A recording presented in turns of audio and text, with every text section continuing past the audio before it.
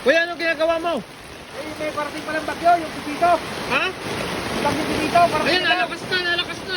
Tatalihan ko lang yung sili, gawa ng ano, baka matumba. Alin, itong sili na to? Ito.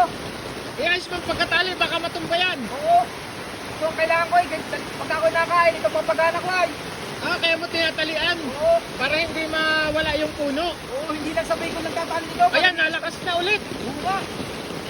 Kuya, galing, ano, ayusin mo yung tali. Dapat punong-puno yan dyan. Pinapalihan ko pag ano. Ayan, sa may kabila. Ito.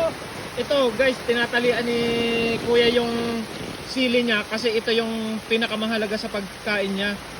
Kada kain kasi niya, ito yung inuulam. Ayan, oh, kaya takot na takot siyang matumba ng bagyong pipito. Itong sili niya. Kaya tinatalian ng ganito. Oh. Ayan, oh. Ayos na. Kuya, anong oras ba ang ano, bagyo? Mamaya pa daw, gabi, ang ano, daan. Kaya Okay. sinali ako